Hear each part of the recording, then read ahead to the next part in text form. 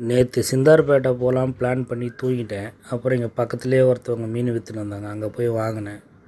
வாங்கின்னு வந்து வீட்டில் கொடுத்தா, என்னப்பா ஸ்ட்ரைட்டாக பீச்சுக்கு போயிட்டு இவ்வளோ பெரிய மீனை பிடிச்சின்னு வந்துட்டு நம்மளை கலாய்க்கிறாங்க. என்ன பண்ணுறது? வாங்கின்னு வந்து கொடுத்தாலும் குறை சொல்கிறது, கொடுக்கலனாலும் நம்மளை சோம்பேறின்னு கலாய்க்கிறது.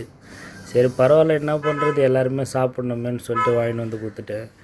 பேச்சுலர் இருக்கும்போது அம்மா சொல்லுவாங்க எப்போ பார்த்தாலும், ஏந்தர்றா அதெல்லாம் நாங்கள் காதிலே கேட்டதில்லை. இப்போது நாங்களே அச்சு பூச்சி ஏந்து பார்த்தா கடைசியில் டைம் ஆகிடுது.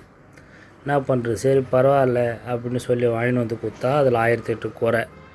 சரி ஓகே பரவாயில்லன்னு சொல்லிட்டு விட்டுட்டு அவங்க கொடுக்குறத செஞ்சு சாப்பிட்டு நல்லா இருக்குதோ நல்லா இல்லையோ, நல்லா இருந்தாலும் நல்லா இருந்தாலும் நல்லா இருக்குதுன்னு சொல்லிவிட்டு இந்த காதில் வாங்கி அந்த காதில் விட்டு கம்முன்னு போய் நேர்கிறது. இதுதான் கணவருங்களோட வாழ்க்கை. எனக்கு அப்படி தான் போய் நிற்குது.